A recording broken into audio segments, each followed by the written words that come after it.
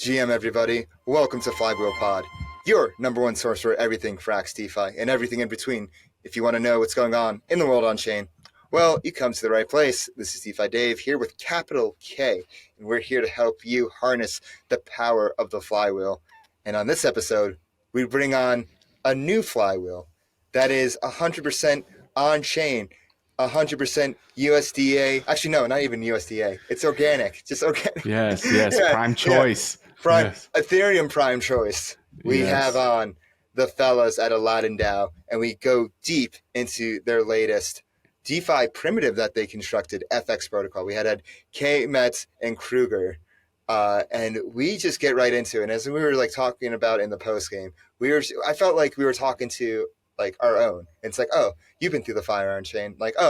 You've been doing this and that. And I really just enjoyed this conversation. I learned a lot. It's cool to see actual innovative DeFi primitives being built that are, from the ground up. Kiet, what are your thoughts on this one?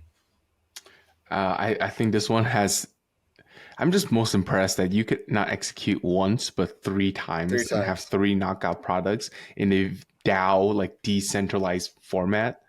The organizational feat alone, that should be a case study. Forget any of these projects. The DAO itself is DAOs are building in the bear market. Forget what you've seen. Forget the despair. Forget all the whatever you see on the timeline. There are people with their heads down, actually in the arena, building. And so, and that's what I love. That's what we love to see, and that's what I love to see. And we get right into it. But before we get into it, make sure you go down below, subscribe to our newsletter, go to our website, flywheeldefi.com. We have a new look, fresh start to, just being fresh, because that's what we do. Follow us on Twitter at flywheeldefi. Follow our TikTok at flywheeldefi. Follow our Telegram at flywheeldefi. And of course, make sure you subscribe to our YouTube. Hit that bell button below. Go do that right now. Leave us a comment. Let us know what you think. Give us a like. Access exclusive interview notes in our friend tech, and make sure you follow me on Twitter at DeFiDay22. Follow me at 0xcapital_K. And let's get the flywheel spinning.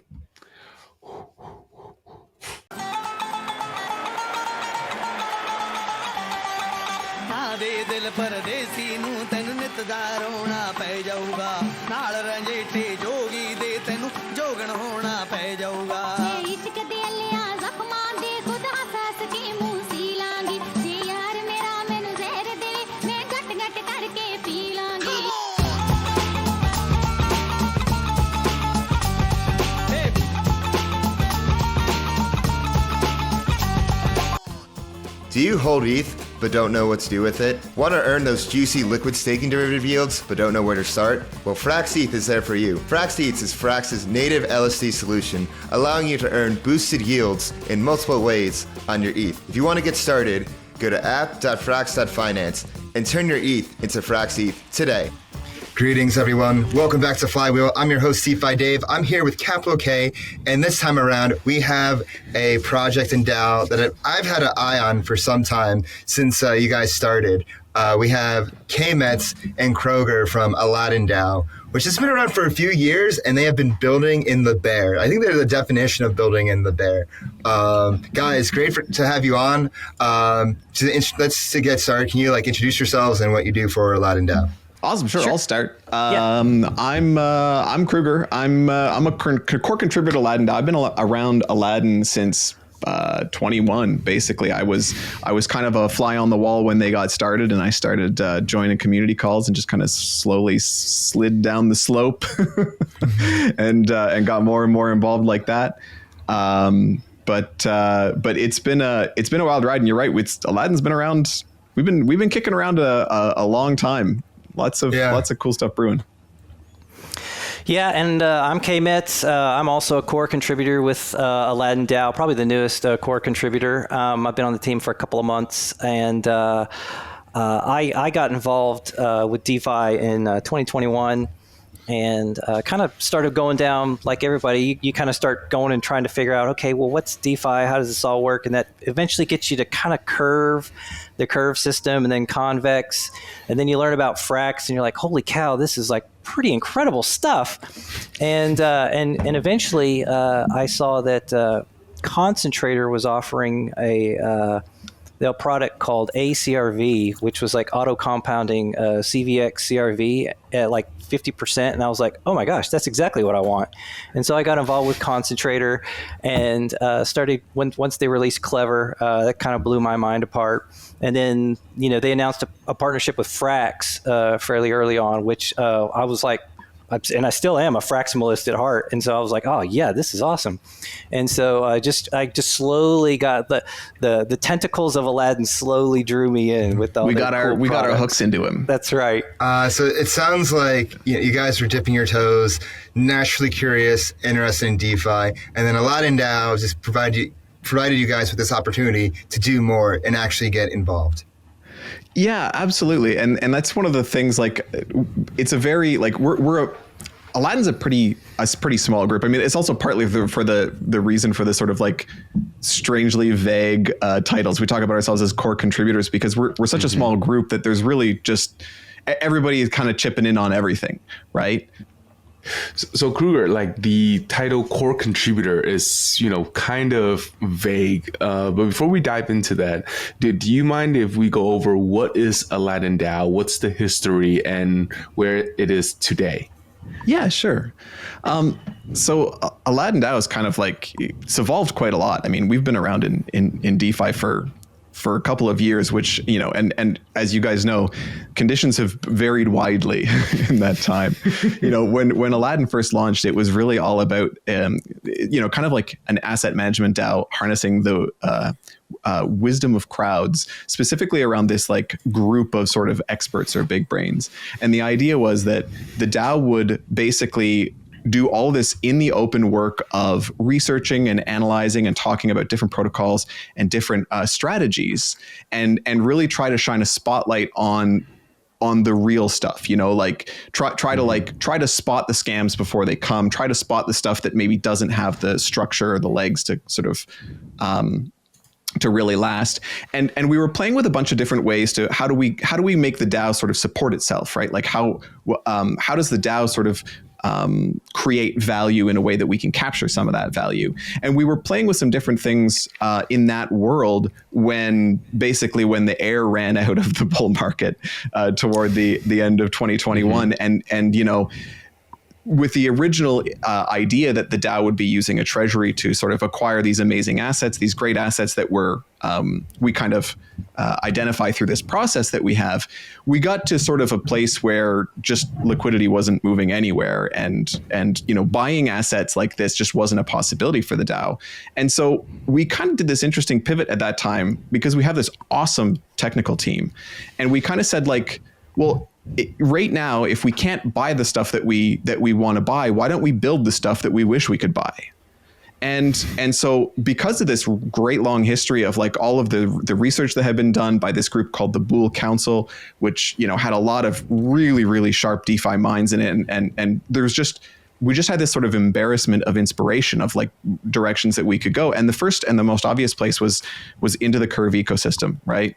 And that first sort of step into that ecosystem was how Concentrator was born. And so from Concentrator to Clever, and now fETH, Aladdin has kind of become almost as much of an incubator as anything, right? We're actually spinning these products up, these protocols up, but we're doing it in such a way that the protocol can hopefully eventually spread its wings and become sort of self-sustaining, still within this ecosystem, because a lot of the protocols support each other. But the idea is we want, in the long run, we want Aladdin to be think of it like a major shareholder. Like we'd like them to be the investment DAO that holds a huge amount of the tokens for these great protocols.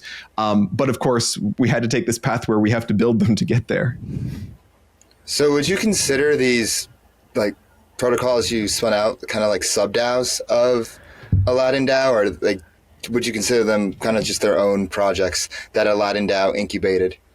So I would say at this moment they're still very like there's a very tight coupling between the products and Aladdin still, right?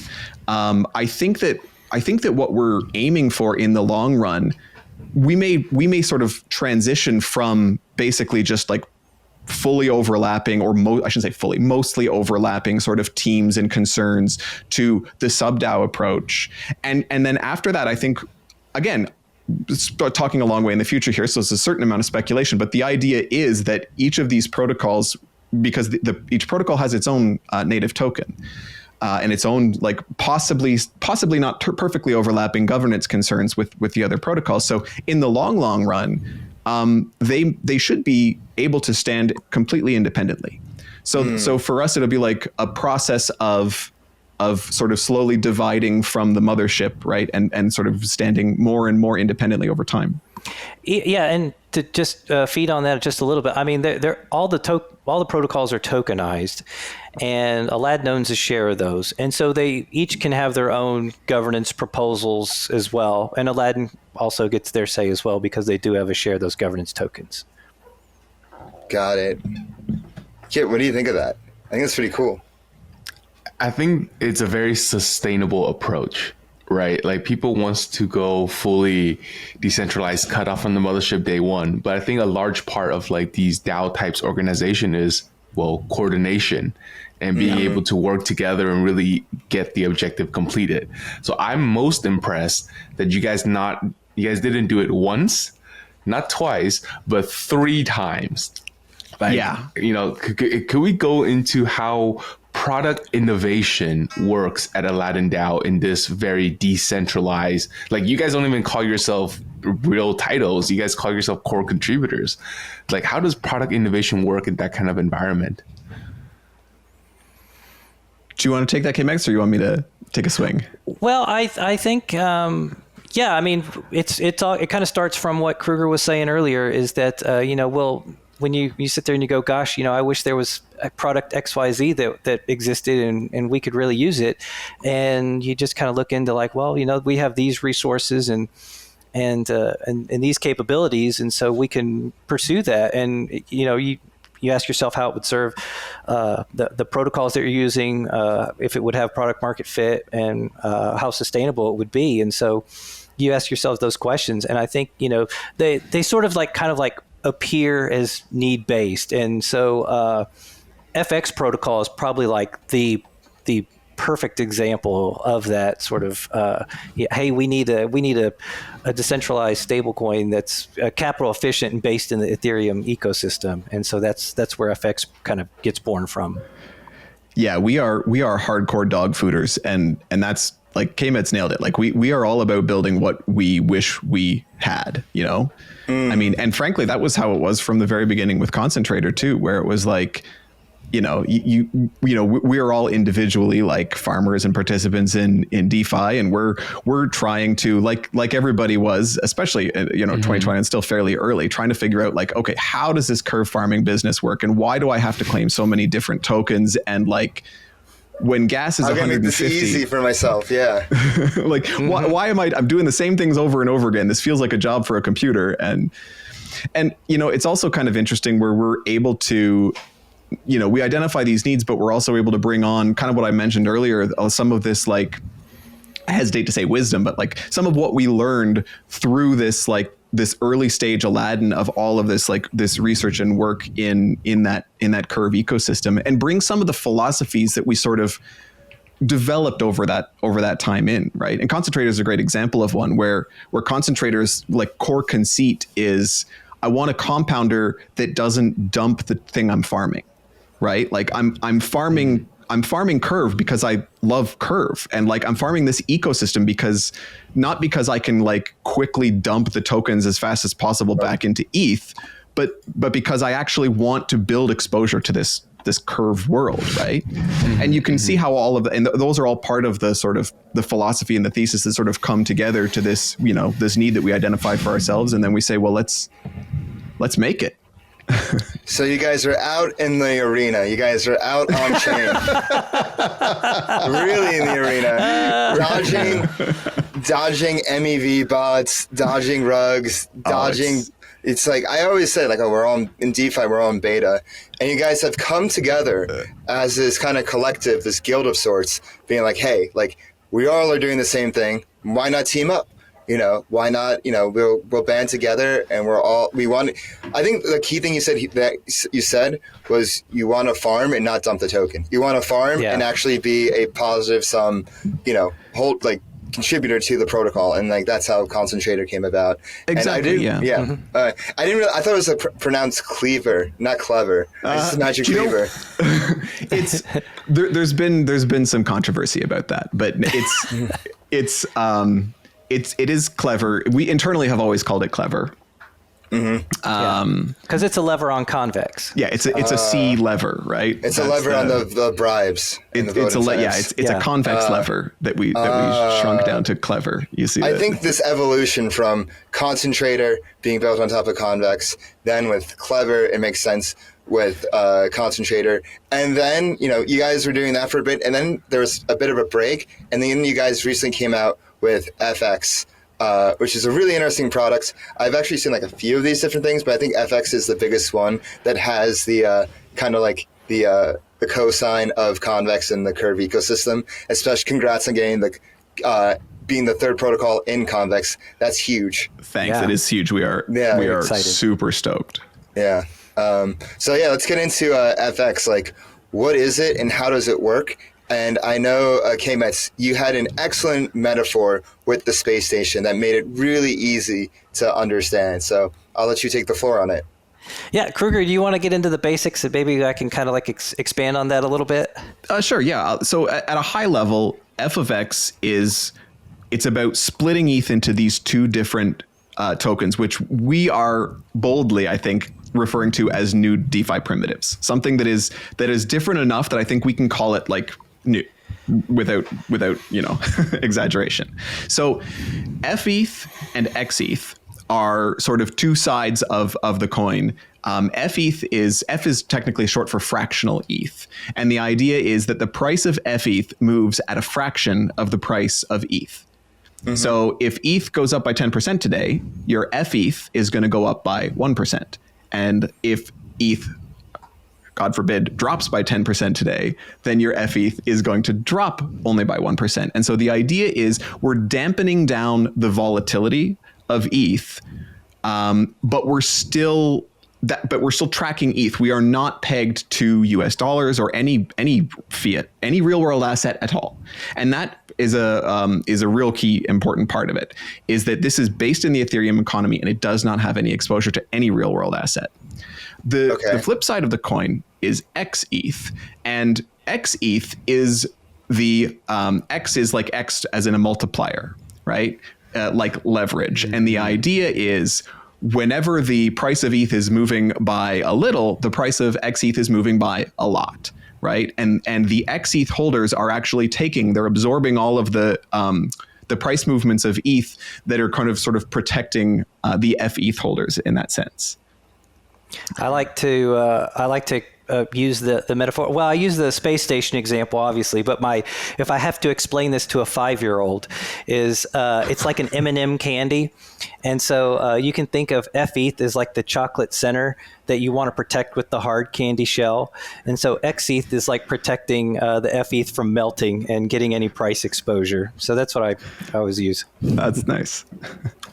Do you often have to explain f of x to 5-year-olds, or is it like a regular thing? It benefits most people to have to explain. On more DeFi should explain things like people are 5 years old. I just have this mental picture of Kmets just here's the FX invariant. You're gonna have to look at this. Yeah. I mean, Dave and I are like 4-year-olds, so yeah. Thanks for the explanation there. I'm just a giant child, to be honest. I don't even know how I got here. All right, decentralized finance, David. I'm going to spend a good chunk of time here because I've been trying to rack my brain around this. And like the way I saw it was like, if I come to f of x and then only want fETH, then I'm effectively selling 90% of my ETH and holding on to this 10% stack of my ETH. And then when someone else comes in and mints xETH, they are effectively, quote, buying up to my 90% of my ETH. Therefore, it's leverage. Like, is that the right frame to think about it?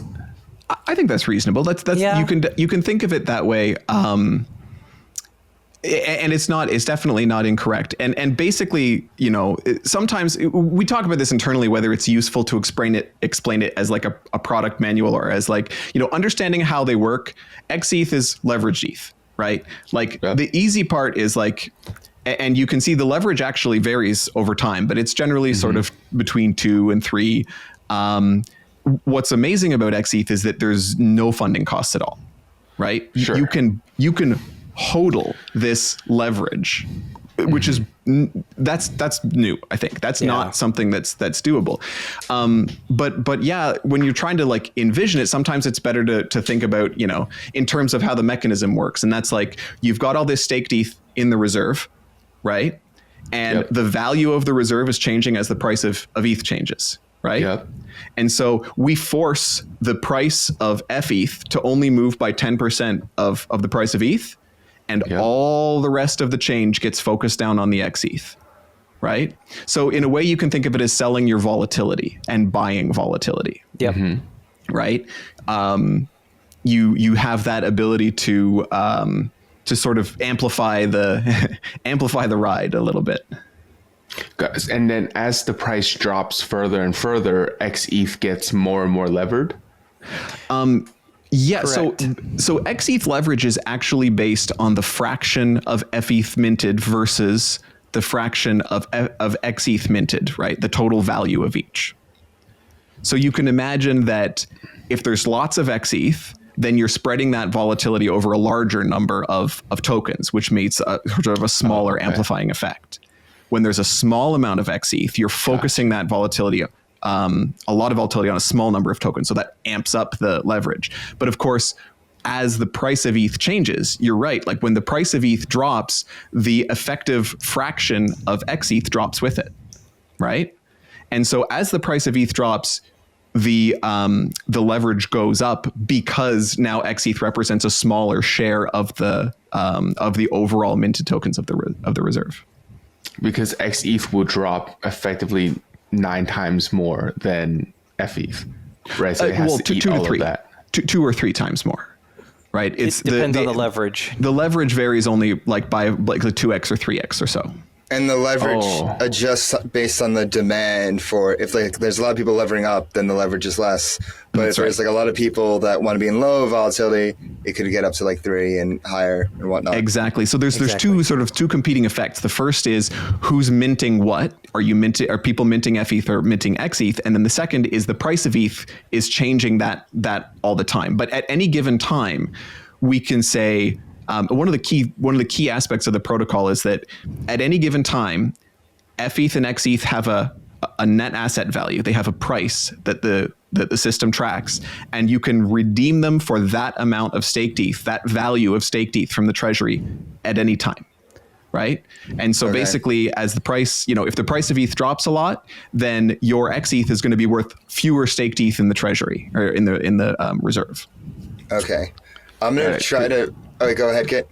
I just wanted to ask one more clarifying question. And effectively, this formula was in your white paper, and it's the quantity of sfETH multiplied by the price of sfETH equals the price of fETH multiplied by the quantity of fETH plus the price of xETH multiplied by the quantity of xETH.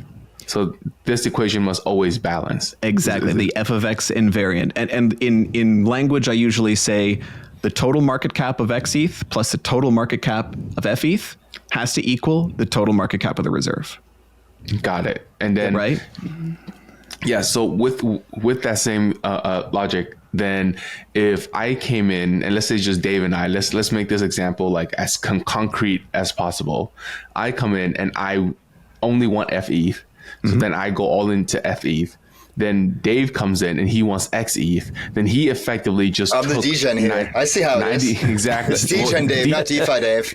Decentralized finance David. You know, it's in the name. So then now as you take, Dave would then take 90% of my ETH and he has to eat all of that leverage. He has no decisions on whatsoever on that. And as price of ETH goes down further and further, he gets more and more levered. he gets more levered, and his total value of his tokens is dropping, goes down at 2 or 3x the rate of ETH, whereas you're protected.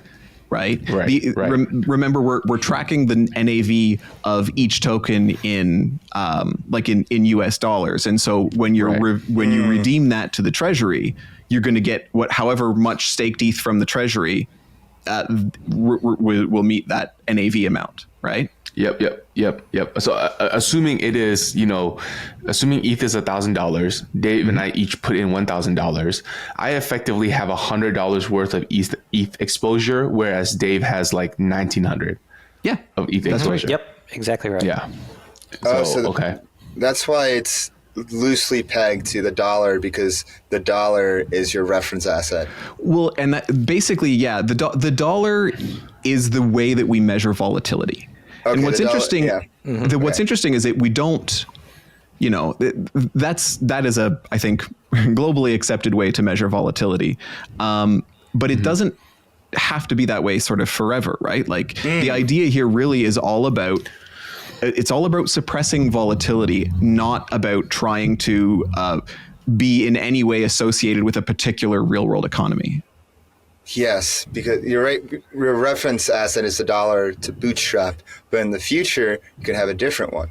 Yeah, it could be anything. Yeah, it's totally possible. But of course, the main thing to remember, like I say, is that it's all about, however you choose to measure that volatility, that's what we're damping, right? The whole reason that fETH exists is like, we want to be able to have an asset in our treasury that like is decentralized, so we're not exposed to anything scary like the big USDC depeg, which is really how this whole thing was born. But also that like we want to be based in the Ethereum economy, but we need to be able to plan for expenses, right? We would love to just hold pure ETH and say that's great, but realistically, we have real world expenses that people have to pay in fiat currencies, and so you have to be able to plan for those. So how do we try to hold on to as much of that like anchoring in Ethereum while still being able to be, low volatility enough to plan for expenses? Got it. I want to break this down simply. So there's two different liabilities of the FX protocol. There's fETH, which is if you want something safe that is decentralized and not pegged to the dollar or like USDC, as like you said, it came about. There's fETH for people that just want safety. That is the stable coin, quote unquote. And then for the degens that want to lever up, that that are just like, oh, I think like ETH's gonna moon. There's xETH, and those are the degens. So you take ETH, or you take the LSD, the ETH LSD, and you split it into these two parts: people that want safety and people that want high risk. Exactly. That's about right. Yeah. Okay. You got it. So this reminds me a lot of what Umami Finance is doing for GLP instead. Because what effectively you guys are solving for is a coordination problem, right? You're putting people like myself who doesn't want ETH volatility, but I'm okay with 10% volatility. And you pair it with like decentralized finance David, who's really going to go degen mode and wants to ETH 90. It's degen Dave right now. And Umami does a similar thing where, how GLP has like a basket of assets, right? A, B, C, and D. Yeah. Then what they do is they allow people to deposit, each individual asset single-sidedly, and then they match up each portion of these assets in the correct GLP proportions so that everybody is happy with their exposure.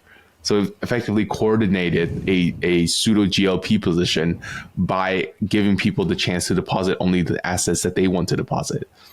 So that's I have to say I'm not familiar enough to be able to say for sure whether that works, but it sounds similar. I mean, one of the things we focus on a lot with FFX is making it flexible enough that like the reason that's kind of like we don't need to have like a Kiet and a Dave meeting and shaking hands and agreeing to like, we're each going to do 1,000 and that's good. That's the sort of part of the magic of having the variable leverage is that you let people come and mint the asset that they want.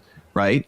And by minting the asset that they want, it doesn't change anybody else's price, but it can change the effective leverage essentially of the xETH side. So the leverage goes up a little bit. If there's some more, if somebody comes and mints a bunch more fETH, then everybody who holds xETH gets their leverage bumps up a little bit, you know, and likewise, if you redeem fETH, it goes down a little bit, and so on and so forth. Mm-hmm. And can I ask about what happens to that sfETH yield? Yeah. Yes. So the sfETH yield is basically emitted to two places, and that's one of them goes to VEFX token holders. The other one goes to a rebalance pool. And the rebalance pool essentially operates a lot like Liquidity's stability pool. And so those emissions just go right into the rebalance pool. And you know, on the protocol right now, you see that it's based on sort of the amount of fETH that's in the rebalance pool, it's getting about 4% APR. And so you can place your fETH into the rebalance pool single-sided and earn staked ETH yields. The catch is sort of like if the protocol ever goes into stability mode, which is where the collateral ratio drops below 130%, then your fETH is turned back into stETH to basically increase the collateral ratio. Yeah, this is a huge unlock right here, in my opinion, is a lot of people wants to farm that native ETH yield, but they don't want to eat the ETH volatility. 100%. In this specific product use case, I think is where a lot of people are going to use the fETH for, is like, because in reality, you're risking 10% of the capital for you to make, 4% on your position. And because not every fETH is going to be deposited into this pool, you also get like a bump as well too. Not only that, but keep in mind the xETH as well.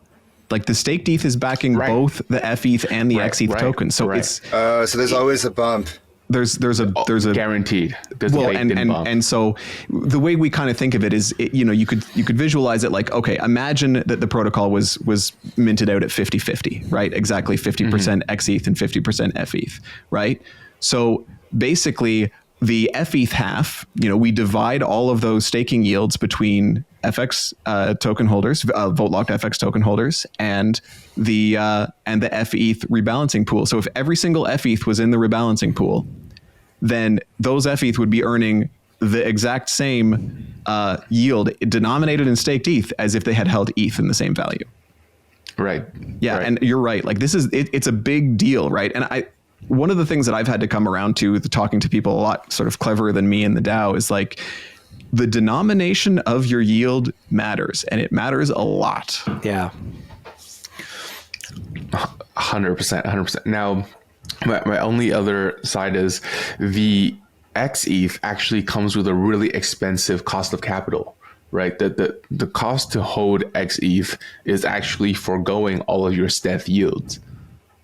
Yes, correct. Sure. Right. And for that leverage, you're not paying funding. Correct. So that's great. Have you guys done any analysis around there? If somebody were to take, on average, you guys say you guys around like 2.5x around there? Yeah, sure. You can say that. I mean, right now it's kind of high right now at over 3.1, but you can you can take 2x or 2.5 or whatever you like. I mean, the thing is though, when you're talking about a leveraged yield on ETH, typically you're not thinking in the like 5% a year kind of returns, right? If you think that, but what's interesting, I think that the lack of funding rate is something that is really huge, because if you want to take a months to years long view on ETH, you don't have much choice but to hold spot, I think, right? Because if you want to take out like a leverage position in a perp, your funding rate is measured in like hours. So you're gonna, if the price goes up really quickly, that's great. You're gonna make big money. But if your thesis is I'm not confident in what ETH is going to do tomorrow, but I'm confident of what it's going to do, in the broad strokes over 2 years, you don't really have a good product that allows you to sort of play that thesis out. And that's something I think that xETH provides. And maybe you guys can correct me if you think there's something similar, but I think that's one of the places that we one of the reasons we kind of feel justified in saying like this is sort of a new primitive, right? Yeah. So on the xETH side, you're, like Kiet said, you're foregoing the seth yields because you want to hold leverage spot ETH without paying the funding rate. And that's where like the big unlock is, that you're not paying this funding rate. Exactly. Yep. Also, liquidation risk is extremely low. Basically, you don't risk getting liquidated unless all of xETH liquidation happens all at once. There's no maintenance of your position required. Got it. I'm trying to think of which question to go next because there's so many different directions we can. So right now, like with the Convex integration, like you guys being on Convex now, is that going to add boosted yields to like all of this basically? Like, is it going to be boosted yields to the stability pool? Is it going to be boosted yields? Like, how does the Convex fit into all this?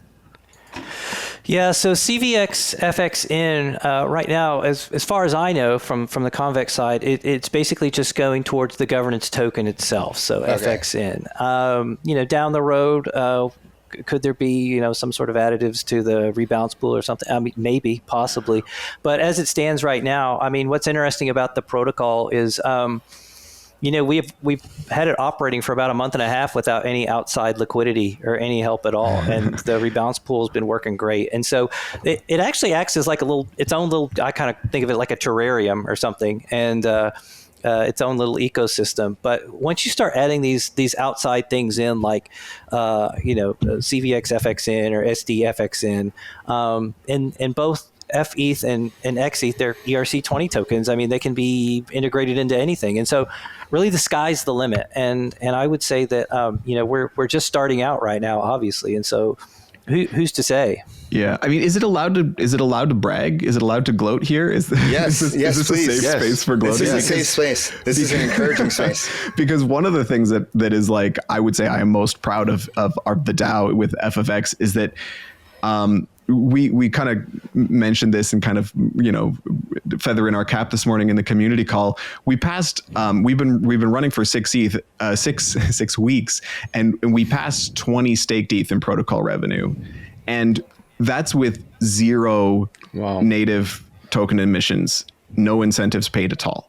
So we're in this remarkable place where the mechanism is in a bear market, and the mechanism is very self-sustaining, right? We're deriving, using staked ETH on the back end, basically, that income is being used to pay for protocol stability, right?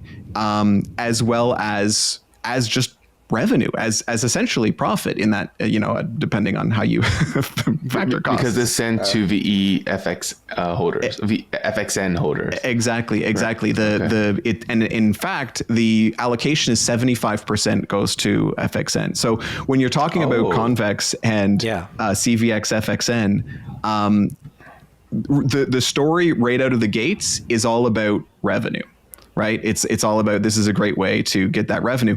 What you're asking, I think, Dave, is like, what's the governance power going to look like? And are we going to be able to direct emissions? And without giving you anything too specific, I would say it's a great position to be in as a protocol to not require any native token emissions to make it work. Do you know? Like lots of totally viable protocols, you need to use that token emission mechanism to bootstrap. I'm not trashing that by any means, but with this particular mechanism, with it not being required at the base level, we kind of have this amazing sort of like fuel that we can pour on the fire however we want. And so, the governance is going to be a big part of that, figuring out, like, deciding how that token, because with all of the Aladdin products, we try to follow this template of and a mostly standard VE token structure, including a 50-year emission schedule, right? And regular that we're all kind of familiar with. So we've got there's a big long future ahead of emissions, and there's no must do's. No, you can go incentivize other activities. Exactly. Partnerships and things like that. Yeah. Well, as potentially we want to, like, if we want to build on-chain liquidity, then we can do that, right? That's something, and so through the governance mechanism, we will probably, especially in the beginning, that may be something we do, especially as we're trying to twiddle the knobs to make sure that the balance of xETH and fETH is kind of optimal for the protocol in all situations, and so we can use incentives to kind of tweak that. Got it. You guys have a nice real yield organic flywheel going on. You guys have the flywheel. We think so, yeah. So Dave really likes the G word, but for me, I really like the R word, which is revenue. So let's go Wait, back what's to the G that. word? The governance. Oh, yeah. Oh yeah. That's Dave's juice, but what gets me going is like the R word. Yeah. So like you said you made 20 ETH in revenue. Please break that down to me. Where did that come from? Well, two places. I don't have anything super precise in front of me, but I can share. Essentially, revenue comes. Saying, this is what Kiet loves. Revenue comes from two places. Number one is the obvious one: the staked ETH yield in the reserve, right? And number two is small mint and redeem fees. So right now, if you go to FX and check out the main site, the minting fee on fETH is 0.25%, and the minting fee on xETH is 1%. And so if there ends up being a lot of mint and redeem volume, that will contribute to it to a certain extent as well. But primarily, the protocol is built to mostly survive from the reserve yields. Got it. And you said that is a 25-75 split. The 75 going. Go ahead. Correct. The 75% goes to VEFXN holders. That's right. Got it. Then the 25 goes into the fETH stability pool. No, the 25 is held by the treasury so it basically 25 goes to the treasury. And in terms of specifics, we don't sort of go in much beyond that. If you check out, we're always thinking about stability behind the scenes, and what you see is the white paper gets revised every now and again. Small revisions in this stability approach, and one of the places that we're focusing our attention on right now is how can we use the sort of reserve that is going to be accruing in the protocol to continue to put more sort of insurance on the stability of the overall system. And so one of the things that we're looking at doing is rolling out, it's not live yet, but it's coming, is rolling out xETH minting incentives under certain circumstances. So at times of duress. Exactly. So I was reading this in your GitHub. Yeah, exactly. And so if the basically you have to, go back to Kmets' candy coating shell. You need that candy coating there in order to protect the chocolate inside. And if the candy coating gets too thin, that's when the chocolate becomes kind of at risk, right? Right. When the sun is too hot. When the sun is too hot and the candy is too thin. And so what we do is the white paper goes into great detail about how we've thought about risk and how we've identified, like how we've drawn our lines in the sand about how much xETH is enough xETH. And so basically the way that we define it is we say, looking back at all daily price movements of ETH back all the way to 2017, we say if the odds of a price drop that's so big that it can destabilize the protocol ever get above 0.1%, then we start implementing these modes. And that means the rebalancing pools start used to do a little bit of redemption, and potentially now looking at rolling out additional things like xETH minting incentives, right? Okay. And then, let's go back to where this 4% of the rebalancing pool APR comes from, because I was under the impression that it's a shared portion of the native ETH staking yields. Yes, you're absolutely correct. Yeah, I think I misspoke. I'll let Kmets clean me up. Yeah, so directly from the stETH, it splits off 50-50.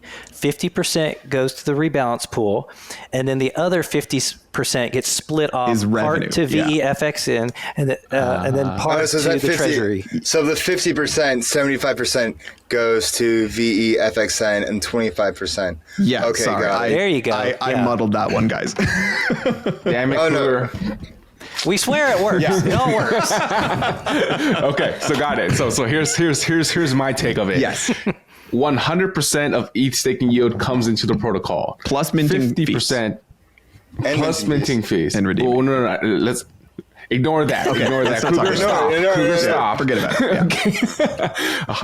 ETH staking yield comes in. 50% goes into the rebalancing pool. Yep. The remaining 37.5% goes to VEFXN holders, and 12.5% goes into the treasury for whatever purpose is to There be done. you go. There. You got it. Yeah. You should do my Yes, job. You're much yes. better at it than me. This is what we do at Flywheel.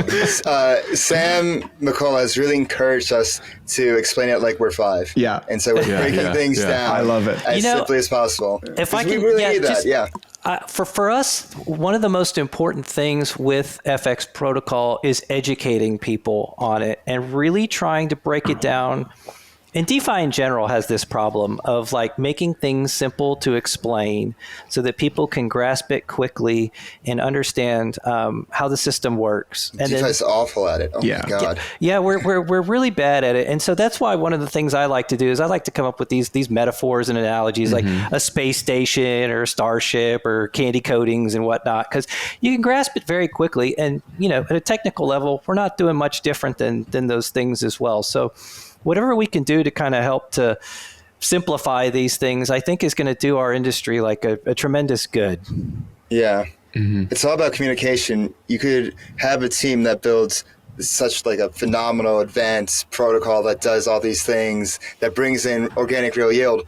But if you can't explain it and people don't realize the value that comes from it, then what's the point? Like, there's the science and there's the art. Well, I had the most difficult time for the longest time trying to understand what an AMO was until I realized, it's just a little robot that mints and redeems frax tokens into and out of these pools. And I was like, oh, well, that's all it is. It's just a little robot. So, and that just it just clicked. Everything clicked. Yeah, I think one of the troubles that we have in DeFi obviously is trust, because it's really easy to explain. I think relatively easy to explain. Like take xETH, where it's like, oh, this is leveraged ETH, so the price moves at double the rate that the ETH moves. But it's another thing if you say, well, how does that happen? I don't. That sounds. How do like it sounds like magic to me, and so I don't trust it. Yes. Many such cases. Many such But cases. like rightfully so, because you have things like Anchor with 20%. Yeah, with absolutely. And Terra. and you need to ask the And like question. people are just like, trust me. Yeah, people do need to ask the questions, but if you explain it how it works in the back end, and it's like, oh, okay. Yeah, exactly. The trust me bro approach doesn't work, but at the same time, you do have to start with the like, if you want to use this, it's just as easy as holding it, and this is what you should expect the token to do, right? Treat it as a black box on like the first order approximation, and then when you go to second order, then we can say, okay, well, how does it happen? Well, now we can talk about the magic behind the scenes. Yeah.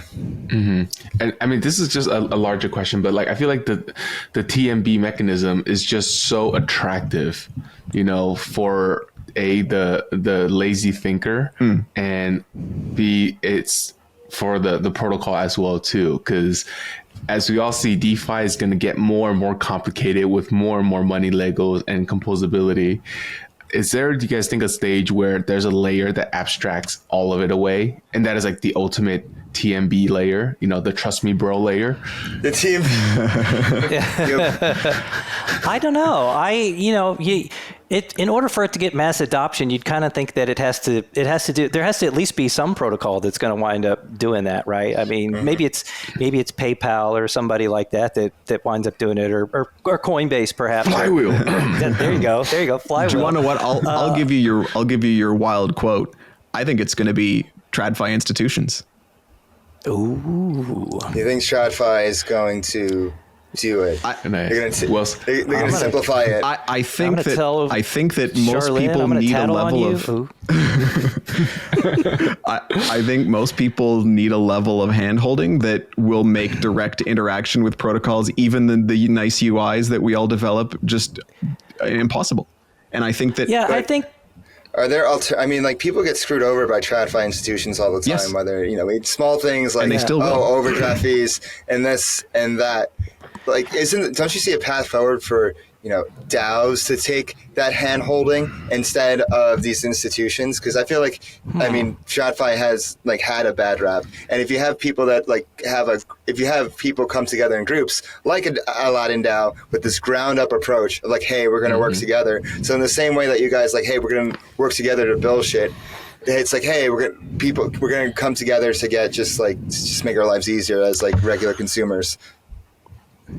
Yeah, I think it's kind of curious. I guess there's different levels at which people will wind up interacting with these protocols. I guess I sort of look at it as we're building plumbing, or something like that. Yeah, I concur with that. Yeah. So it's how much does a normal person think about their plumbing in their house or wherever they're living or working? And it's probably not much. You call a plumber, and then the plumber comes and he does all the technical stuff, and you go about your life. Well, think about how regular people think about every kind of investment, right? Yeah.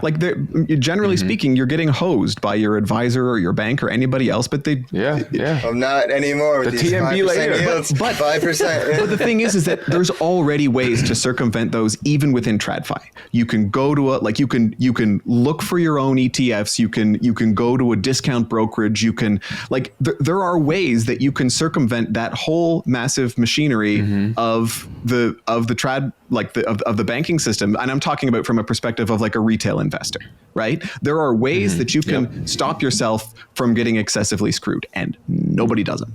Yep. Nobody uses them because it's too complicated, and it's too, and it's also, it feels riskier. You feel like you're out on your own, right? And of course the industry doesn't help that impression, because they're ready to say oh yeah, no, you can, there's so many ways for you to hurt yourself. Don't do that. Let us take care of you. Let us take care of you. Do not try this at home. Do not, the 3% trailer fee is totally normal. It's totally standard, that's, it's, but, and I think realistically, I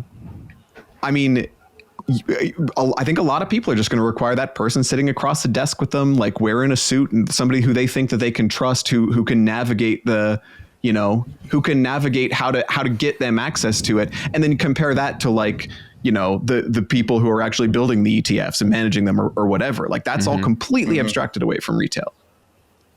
Yep. Yeah.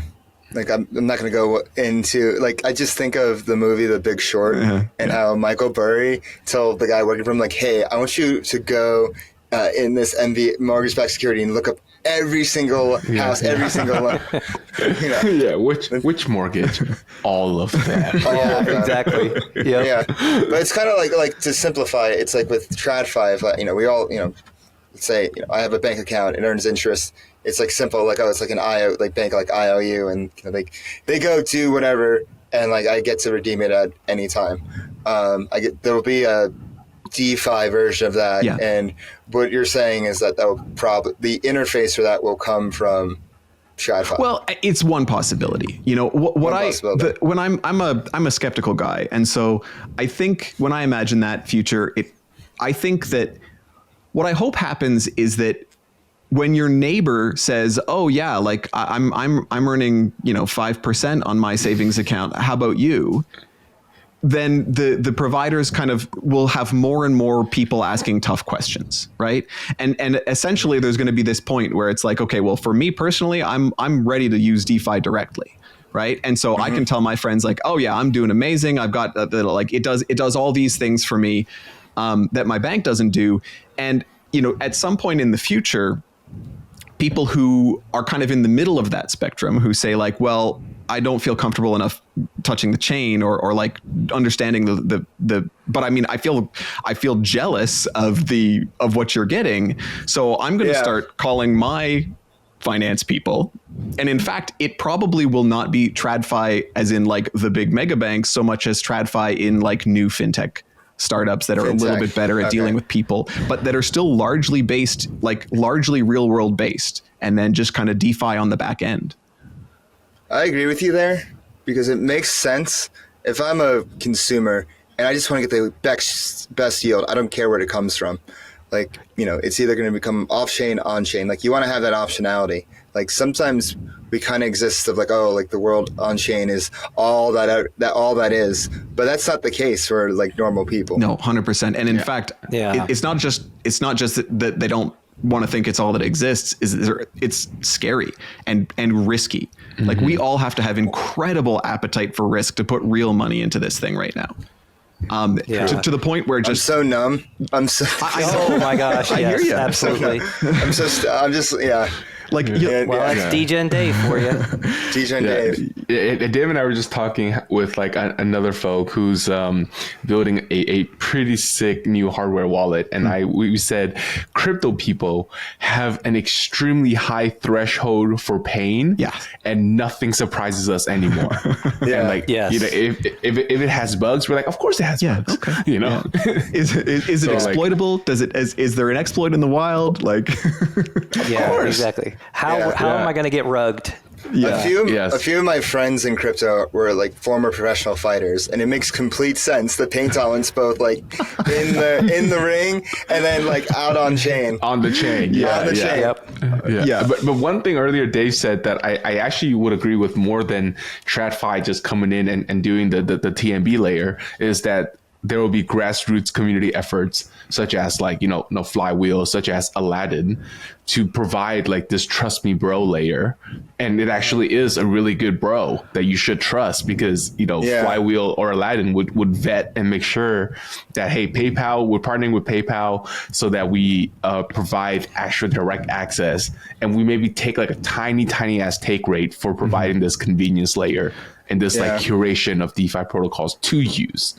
Yeah, I think you're right. I mean, I think that there's basically what we're doing is we're almost we're creating more layers, right? We're making it more granular instead of it just being binary previously, where it's like you're on your own or you're dealing with TradFi, and now it's like, well, it doesn't have to be so granular. It doesn't have to be so binary, and so perhaps that's the future we're kind of moving towards. You know where I see this parallel? I see this with credit unions. These are online credit unions. Credit unions are community-based banks that have their eye out for their depositors. They have a completely different mandate. They actually have, if you want to go into it, completely different regulations and regulatory board than banks do. So basically, like I could see DAOs becoming this new type of credit union. Hey, I could see credit unions maybe offering these products on chain to their local communities. Yes, and that to me, like I kind of, again, I'm just spitballing here. I'm no better equipped than anybody to read the crystal ball, but like that feels a little bit more likely to me that there'd be a spectrum of, and frankly, I consider credit unions to be part of the TradFi system, right? And largely, one of the reasons I think that TradFi is going to be involved is regulatory. I think that not just from a big brother, they're going to force you to do it regulatory, but think of, again, from the retail investor's perspective, like I want to know that I'm covered. Like I want to know, like, are my deposits covered at the bank by the CDIC or whatever the, American version is? And like, are my, if somebody scams me, do I have a recourse, right? If my the investment banker or the money manager that I'm talking to has to follow certain rules, right? And if they don't, there's like legal recourse, right? There's liability rules around it. And so I feel like some people are going to just require that scaffolding. And so there'll be probably a spectrum, but I agree. I think that you're right. I think there's going to definitely be. There'll be and I agree too. There'll be a spectrum. I want to bring this back on chain. Back on chain. Back on track. Back on track. But there's a question I want to ask. So you guys use sfETH. When sfrxETH? I wondered if you guys would ask. Yeah, for sure. I was always confused why you chose to use the second. sfETH is like the most. Well, right now, like sfETH is the most like liquid. So like I assume, or I'm going to assume that it has to do with like, is it the Chainlink Oracle or something else? Like, why not sfrxETH? There's more than enough liquidity for it. Yeah, I think.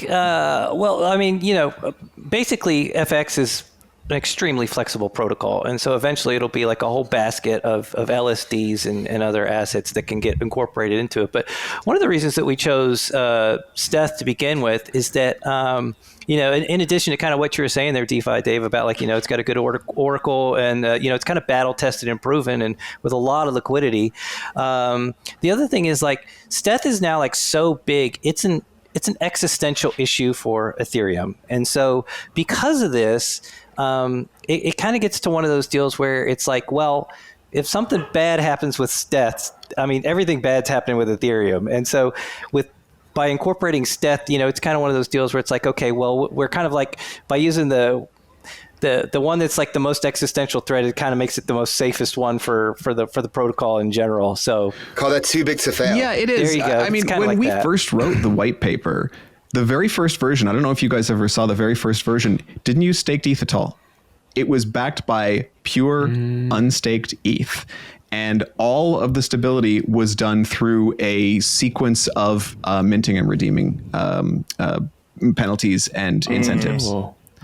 And the reason we started there was because we were going for like decentralization maxi approach, where it's like we want zero compromise. But of course, when we started shopping this around and talking to people about it and talking to them about our ideas, they kind of said like, why the heck aren't you using staked ETH in the back end? I mean, you're sitting on a gold mine. Yeah. Well, we kind of came around to the thinking of like, okay, like that's especially once we kind of powwowed a little bit about it and came up to this idea of like the staked ETH yields can actually pay for stability in a way that's arguably much more robust and reliable. Like that was the straw that broke the camel's back, I think, on switching to staked ETH from pure ETH. But we're really coming at it from that mindset of like pure decentralization maxi. And like Kmets said, one of the funniest arguments that I thought was like, that kind of made this happen on staked ETH to start with is like, if ETH has a problem, then the protocol has a problem. But staked ETH is so like sfETH is so big that if sfETH has a problem, ETH has a problem. So you're not actually protecting yourself from the risk of sfETH by using pure ETH on the back end. You're just foregoing the yield.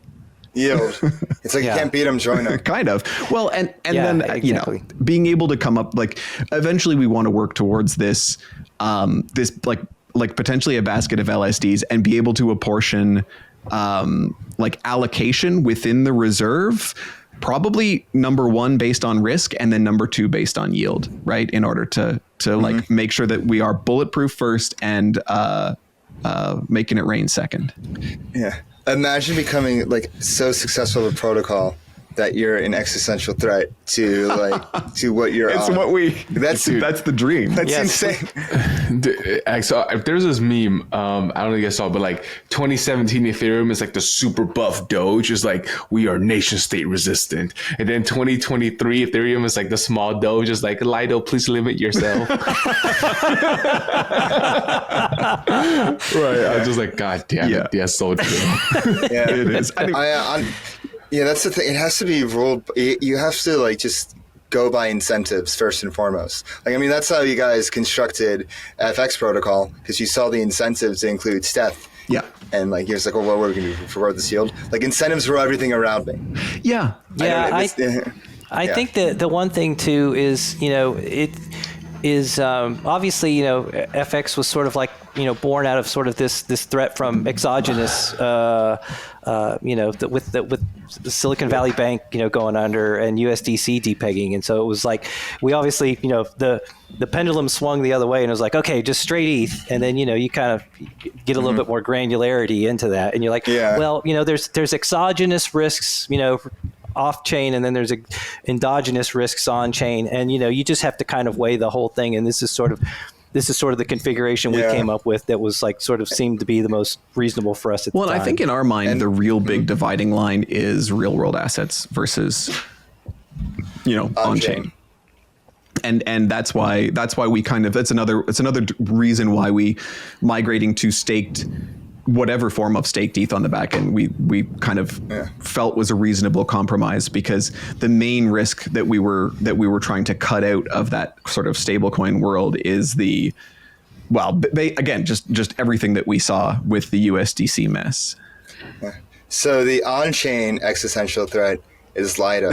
The off-chain existential threat are centralized stablecoins. Remember, back in the merge last year, people were like, basically, USDC and Tether can choose which is like the real ETH chain. Yeah, I remember this. Yeah.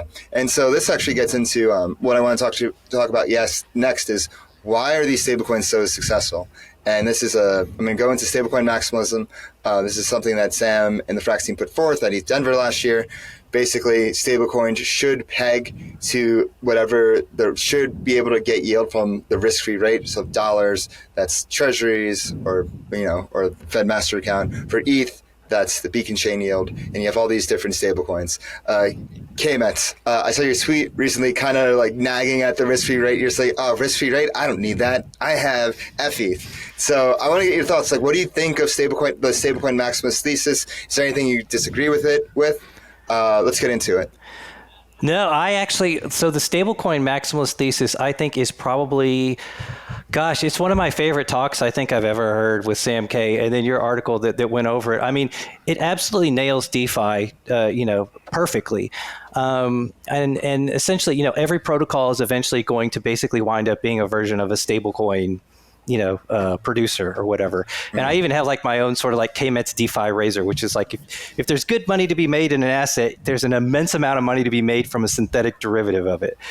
And so you can kind of look at it as like, and I think the tweet that I sent out, it was the 20-year TLT. So it's the long treasury bond yield that everyone looks at. And if you look at the 3-month chart, you're like, well, that thing's getting rugged. And so you're like, oh my gosh. Now, that's affecting the yields of it going up and whatnot. But in terms of just sort of like real world assets and centralized stable coins, when you peg your stable coin to the dollar, you are implicitly pegging your protocol or your stable coin to the monetary and fiscal policies of the United States. Yes. And so you have to ask yourself, okay, well, what's my level? What's my level of sort of trust in the people that are making decisions for the United States and its monetary and fiscal policy? And at the same time, we also have Ethereum, and Ethereum's monetary policy is rooted at the protocol level, and so that's where your risk-free rate is coming from.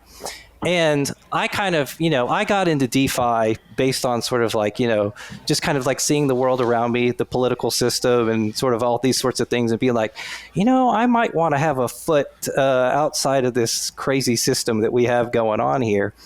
And so that's what I really liked about DeFi is that it's sort of almost like a Eurodollar system, right? And so and so basically, when I was kind of like poking fun at sort of the that risk-free rate, but the whole thing about it is basically, do you trust the math involved in the protocol construction of the Ethereum network and the beacon chain, or would you rather watch a FOMC meeting and see if Jerome Powell is going to blink 3 times in 25 seconds and wear a red tie, and is it a four in hand or a Windsor or what not, Yeah. And so it's kind of one of those deals where there's trade-offs, right? I mean, it's definitely trade-offs, and there's certainly, to call them risk-free rate, I guess is, it's a little bit of a misnomer. And I think even Sam in his talk kind of talks about that. He's like, it's basically the base level at which the yield comes from. Yeah. And I think, and it's, everyone has to make their personal preference, right? I mean, and so for me, obviously, I'm an ETH bull, and so I really like what Ethereum's doing, and so that's kind of where I'm thinking of that I kind of view that. So that's kind of like my take on that. Yeah. So the metaphor I like to use, and the light keeps going on and off. I have to check the light here. So it looks good. It looks good though. Yeah. Yeah, the metaphor I like to use for risk-free rate is using, explain like I'm 5. You have a 3-year-old toy where it's like you have a triangle hole, circle hole, and square hole. And you have the circle, you have a cylinder, which is the dollar. You have the triangle hole, which is the ETH, which is ETH. The ETH, and you're better off just fitting the triangle peg into the triangle hole and cylinder into the circle hole. And that's the risk-free rate. You're matching. The most successful stable coins are the ones that match in that matter. Does that make sense? Yeah. No, I totally get it. Simplest level. And like another thing I was going to say is there are certain laws, like, you know, how there's aerodynamics. There's certain laws for planes to fly. And if you don't follow these laws, then your plane's going to crash. And there are certain laws to stablecoins that to keep your stablecoin at $1 or at its reference peg. If you don't follow these laws, then your stablecoin is going to pass. Yeah, exactly. And I think, you know, even fETH, you know, it uses the dollar as its reference price, you know, to kind of, but it bounces around from that, you know, as well. And so, and you know, in terms of sort of like it's, you can almost sort of view it as sort of like analogous to FPI almost in a way, you know. Well, that's part. Yeah, and then actually, I was going to say that's kind of part of the thinking too. Is like, you know, a lot of one of the questions that we get a lot about fFX is like, why 10%? Like, why are you doing this volatility dampened ETH when the same mechanism could be used to peg it 0%, like zero volatility at 1-to-1 with a dollar, right? Like you just basically fETH holders sell just the last 10% of their volatility. They sell 100 instead of 90. And I think that's, you know, there's a lot of interesting sort of philosophy around that. But one of them is just, you know, I've used this phrase, and I think Kmets has too, like the idea of a stablecoin anchored in the Ethereum economy instead of one that's anchored to the US economy and the fiscal and monetary policy of the US, right? You can kind of cut that real world aspect out. We're using the US dollar to measure volatility, but ultimately we want to follow where ETH goes. And as you say, like FPI is an interesting example because this is kind of like a different way to get at what might be the same thing. Is if you think that the dollar is going to devalue versus ETH in the long run, then you want some of that exposure. You want, and by having a little bit of that exposure to ETH, you can kind of get a little bit of that hedging against dollar devaluation over the long run without necessarily having to hard peg to anything. Yeah, this actually tees up my next question extremely well.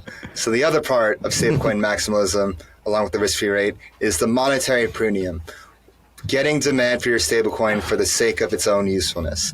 So what is your guys' plan for increasing monetary premium for fETH? You want to take Kmets? Kruger, you want to take sure. a stab Well, I mean, part of this is a little bit bold, I think, for me to say, like, this is how fETH is going to squash every other protocol and every other stablecoin ever, you know. Let's hear it. Let's go. No, well, but my point is more that's not really the way that we think about it. Like we are sort of like a grassroots kind of approach, like ground up.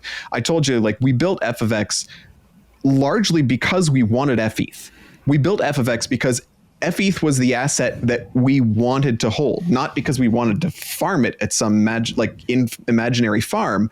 So it naturally had a monetary premium because you wanted to exactly. Like we felt that it had the potential for that monetary premium because we invented it for a reason outside of all of the non-monetary premium stuff that you talk about, like farming and yields and incentives and stuff like that.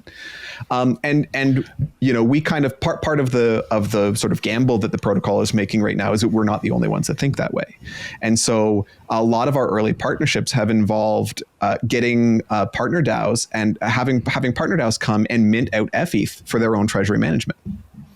And getting these DAOs a taste of just kind of, you know, ultimately the name of the game is building trust, right? I mean, it's easy to say our plan is that we're going to have everybody trust us. But ultimately that's something that's just, it's a long and winding road, and all you can do, like, you know, maybe a great example, let's go back to the USDC DPEG. Would you say that the LUSD monetary premium increased over that week?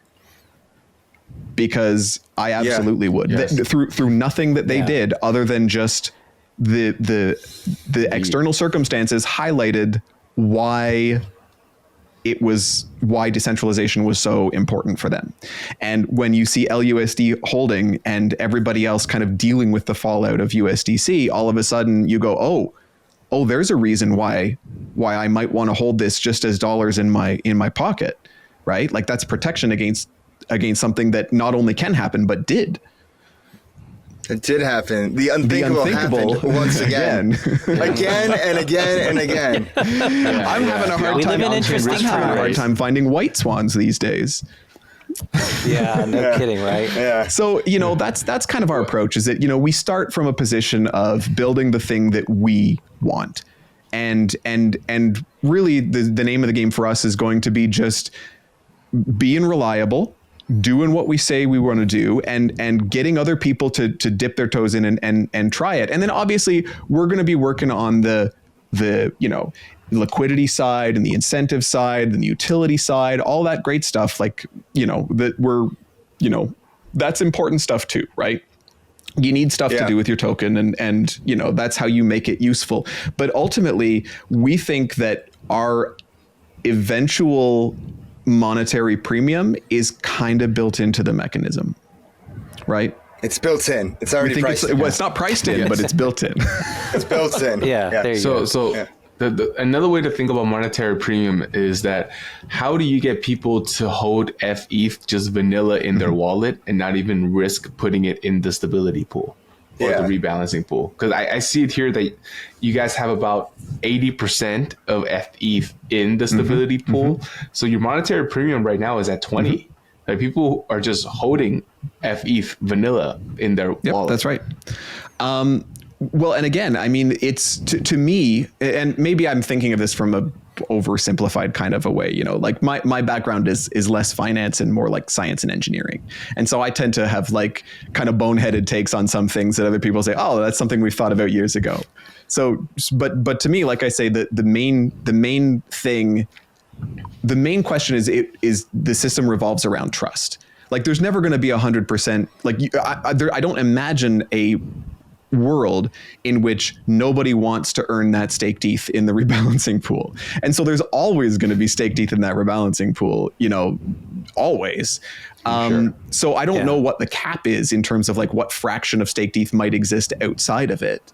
But really, again, to me, it is a story of trust, but it's also a story. It comes back into that communication and education side where we talk about fETH as a new primitive, where we want to try to see if we can get people thinking more about, hey, we need to think Ethereum centric, and that's one path to get there too, right? Is can we either take advantage of the way people will think in the future, we think they will think in the future, or can we help them get there through education and talking and stuff like that, to really think about, okay, like, we want protection from exposure to real world assets. And we also want to keep some exposure to the price of ETH versus fiat currencies, and like basically just kind of, and then just be reliable. Like, as I say, the monetary premium of LUSD, at least in principle, would have gone up significantly when the reason why they made the decisions they did became clear to everybody. And so, I'm not hoping for bad things to happen, but I think that the longer that the system runs and works, and the more sort of headwinds that it's able to navigate, that builds with trust. Yeah. The way I see the fETH and xETH model is like, if we were to use the US government, this is more like explain it like you're 23 with a college degree, but it's, you could buy fETH, and that is the US dollar, or you could go xETH, which is like the US equities. Right? Like, if you believe that there's an upside to the US government or upside to the US economy, here's a way to bet on it. So like, I'm seeing it convert on the other side with ETH. Is like, hey, if you believe in ETH, here's a stable way to bet on it. And if you want to believe in the equity portion of ETH, here's the way to bet on it. Oh, that's a really good way of looking at it. About it. Yeah. Yeah. Cool. So I want to get into the other products a little bit, but before we go, because Aladdin, they have all these different things. This is more of the FX interview than the Aladdin DAO. And I'm sure this is what you guys wanted to feature. Speaking of education, is there anything else on the FX roadmap that you would like to share with our esteemed audience? I don't. So for FX, I think for FX, listen, we've always got irons in the fire, right? We're talking to a lot of people behind the scenes. I think one of the things that I would say, without being too specific or making any promises, you know, the nature of the DAO, you've got all these different people in there, and you know, lots of non-whales, right? You know, I proudly represent the non-whale contingent, and so I am always banging the guys. Gas is not going to be 11 Gwei forever. What's the Krill army? Shrimp army. You know, and so we're thinking a lot about how f of x. How we can make f of x more accessible in terms of you know, L2s, and you know, the first baby step in that direction is looking at potentially bridging assets, but also, you know, the mechanism is actually, it's copy pastable. Like, you don't necessarily need to have a single fETH backed by one single reserve on one single chain, right?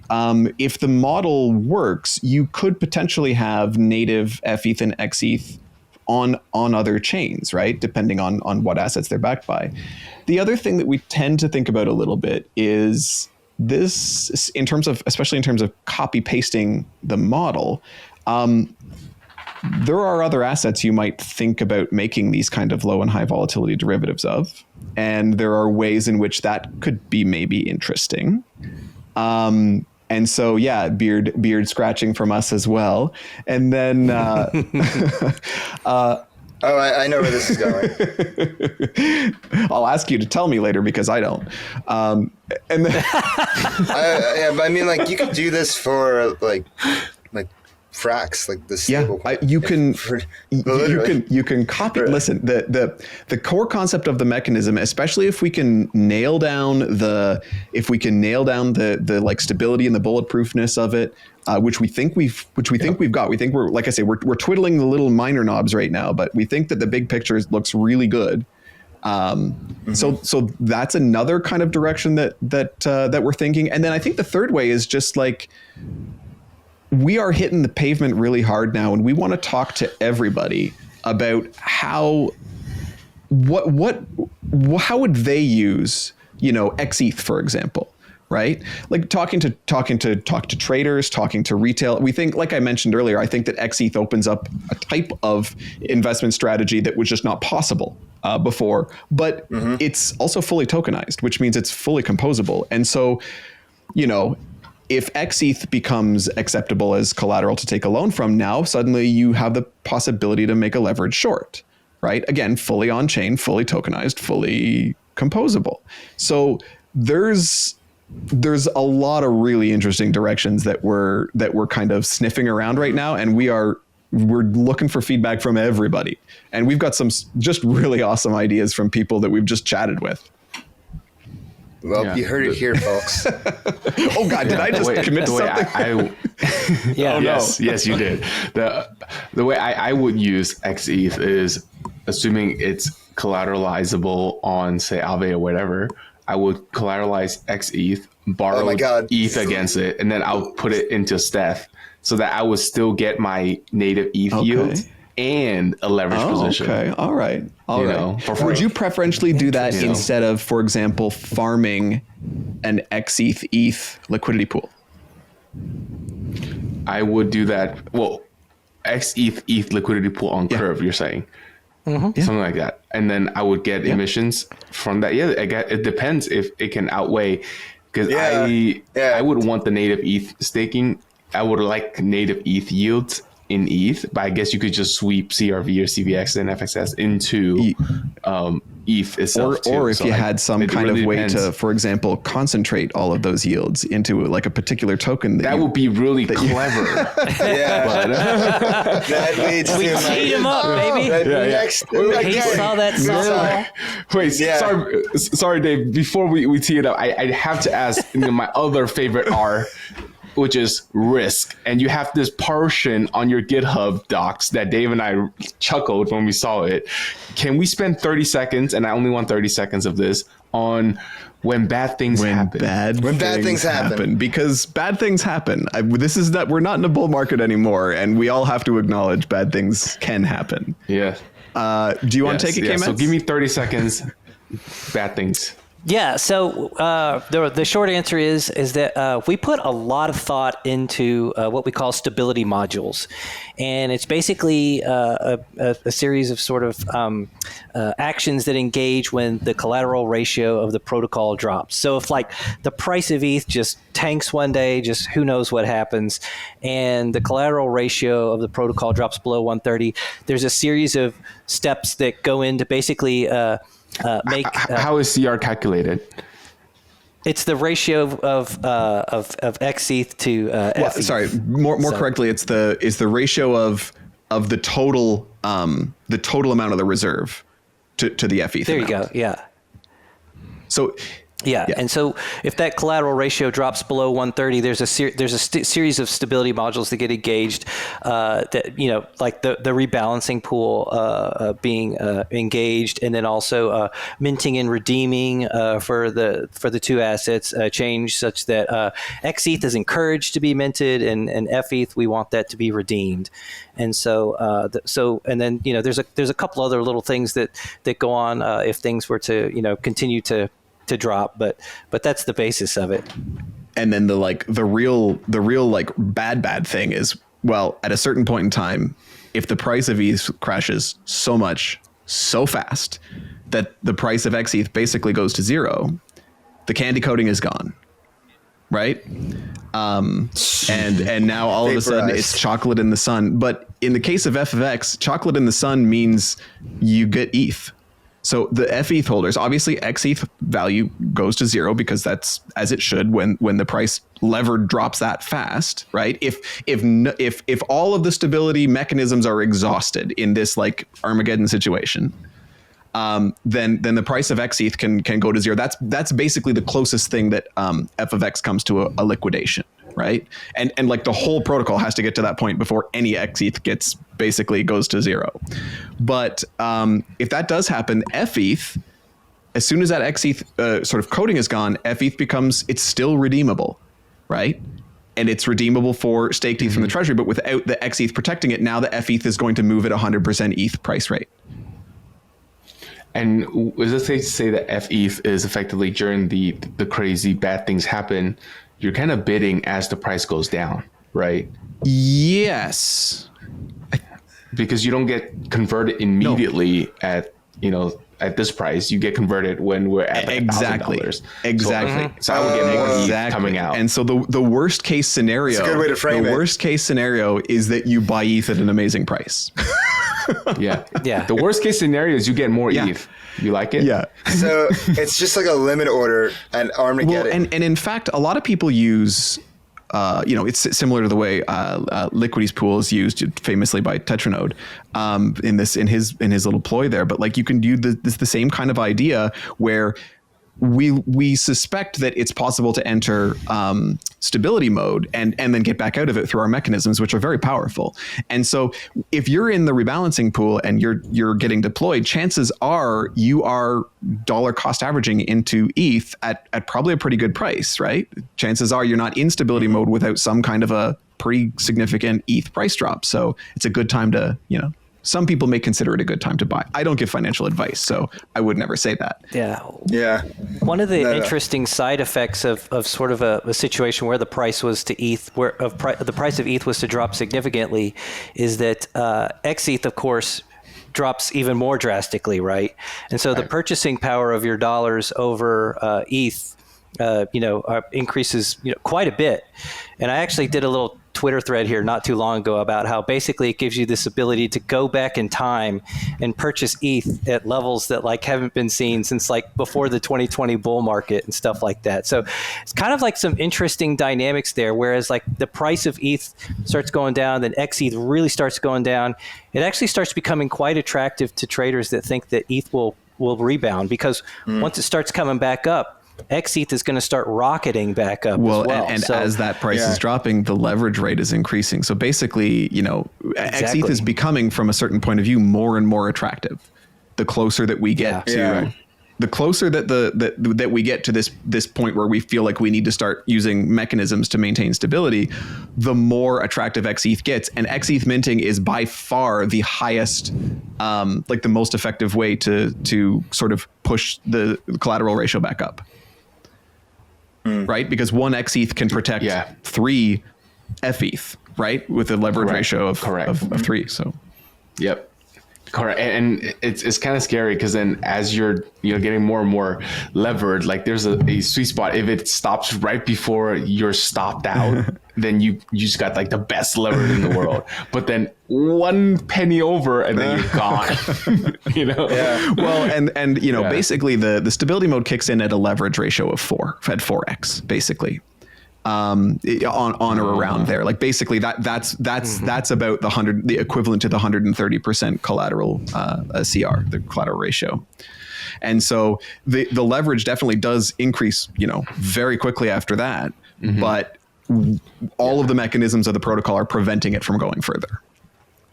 Yeah. Can I give you guys one quick suggestion on the UI for fETH and xETH on the dashboard page? Could you put like the NAV dollar amount? Because you do so for the rebalance pool, but you don't do it for the homepage on the NAV side.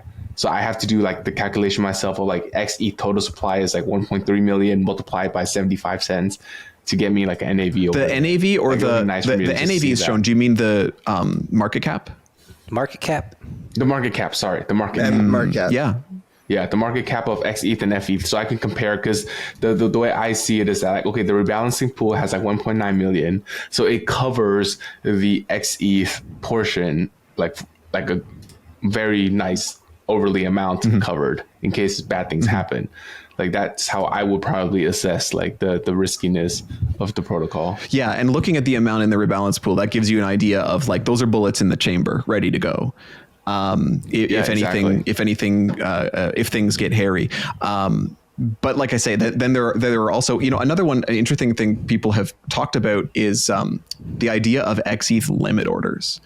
And so one of the things I didn't mention this, and maybe this is another bit of alpha. We are very actively working to integrate with protocols that can provide the ability to be able to make xETH limit orders, because xETH limit orders, if you think about it, are basically the same thing as the rebalancing pool, right? Like that's money that's waiting to mint xETH once the price of xETH falls by a certain amount, which it must do if the price of ETH falls. And so the ability to have xETH limit orders in the chamber is basically it just adds this whole second way to like guarantee or to help maintain stability, right? Let alone all the people who might just without a limit order sort of be waiting for like a good entry point, right? Got it. Okay.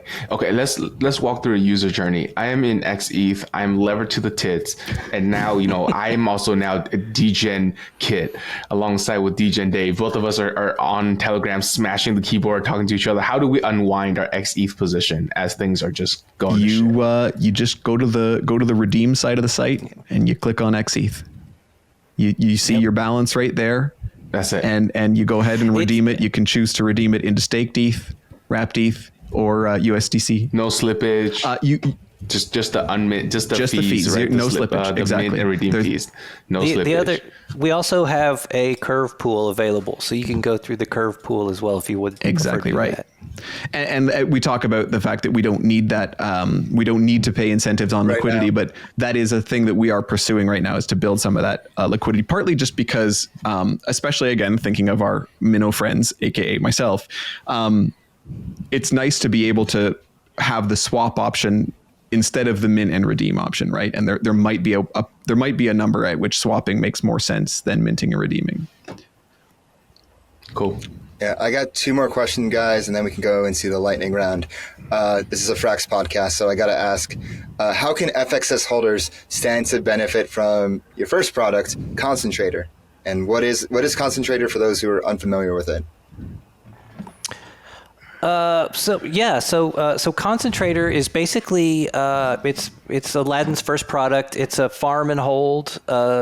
Basically, you can insert your LPs into Concentrator they're convex LPs, and it farms the rewards into these compounder vaults, which are basically auto compounding tokens that people want to get, and so they're basically what we considered the blue chips of DeFi, which is CVXCRV, FXS, fRxETH, Stake DAO Curve. All these, there's 5 of them, and what's really cool about if you're an FXS, a fraximalist, is we do have those too, and so AFXS auto compounds into convex FXS, CVX FXS, and then the really cool one, which both of the FX LPs farm into, is fRxETH, which is auto compounding fRxETH, and nice.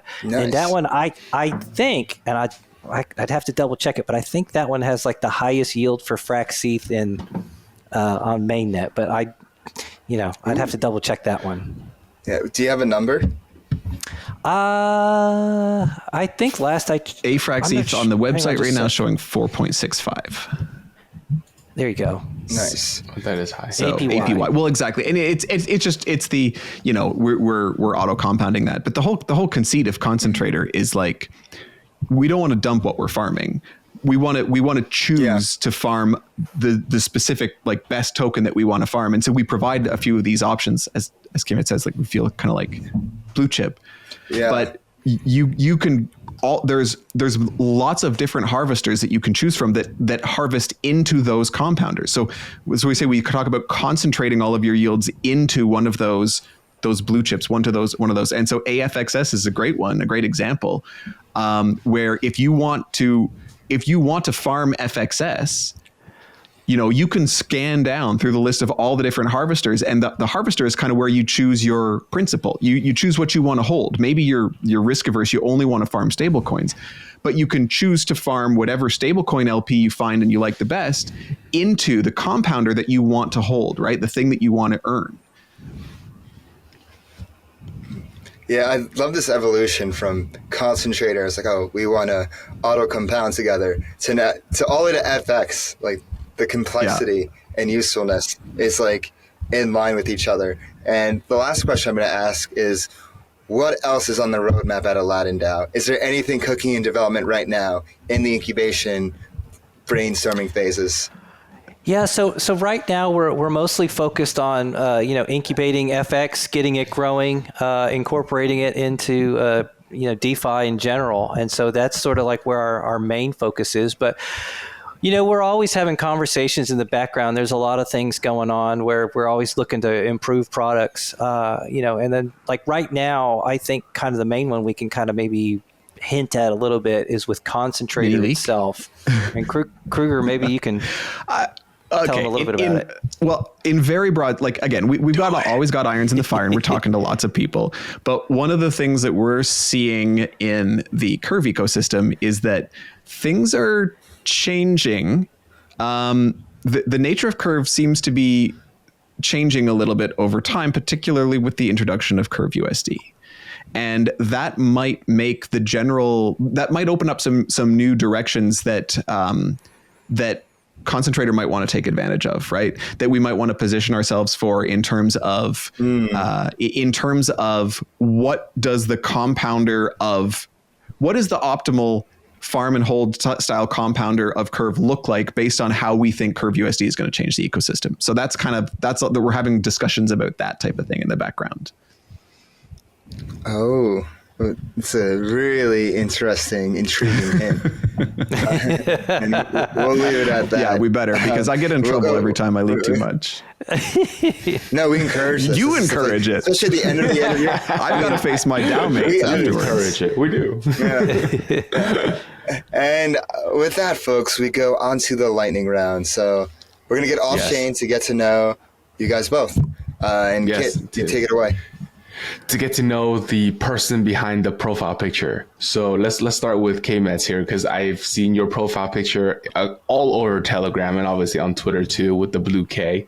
And I wanted to ask you, what was your virgin crypto experience? And sex doesn't count. So let's see, man, I guess, so I got involved like early in the bull market in 2021, and I bought, I was just wrapped up in it, and I was like, okay, well, I'm going to get on Coinbase. And I did a little bit of research and, got myself whipped up into a frenzy like everybody else when the number was going up pretty good. And I was like, okay, I'll go with like Bitcoin and Ethereum, and then I should probably get like some long tail assets. And oh man, I'm ashamed to admit what I purchased now. And so I'll just say that like they're all still around, and none of them are anything that I would advise anyone to purchase now at all. So by still around, do you mean that the record of them still exists on chain? Yes, exactly. Yeah, and I won't say which chains either. So there you go. Someone got to load some DJ. Boy, I tell you what, my threshold for risk is quite high. I'm very xETH. Yeah. Okay, all right. And then Kruger, let's switch it up for you. It's like, what is your favorite off-chain touch grass activity, hobbies, and interests? Kmets and I both have a similar weakness for just like stacking hobbies. Like we just acquire. And so I have to say spending time with my family. Obviously, that's number one. The more interesting, the more, because I think my wife is in earshot. This is the ETH. That's right. Yeah, that's right. But if I had to choose a second choice, I would say building things and making things out of everything. But like I do a lot of physical things. Real world physical things, real world. I build in wood. I like building like gadgets, and electronics, and that kind of stuff. But yeah, it's got to be making stuff. Mm-hmm. Cool. And Kmets, to you, what would be some advice to your younger self? Oh gosh. Well, let's see. Probably just to, trust your instincts. Like not everybody has all the answers just because they're in a higher position than you, or they have more money, or they're older, or, something like that. Like, if you can think your way through a problem, that's getting you 90 way there to making a good decision. And so I think that would be probably what I would say to myself. Commendable. And then for me, and this is to both of you, but give me like just 10-second first thing that comes to your mind. If you weren't in crypto or tech or whatever you went to school for or studied your whole life, what professional career path would you be on right now? Sorry, so that's not something I studied and do in the real world already? Yeah, that's not something. Yes, I would say like waste engineering. Like in terms of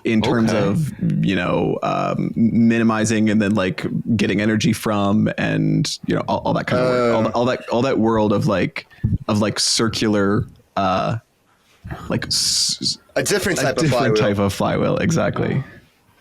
Wow. Yeah, okay, no, I would definitely, I would want to be a woodworker of some sort.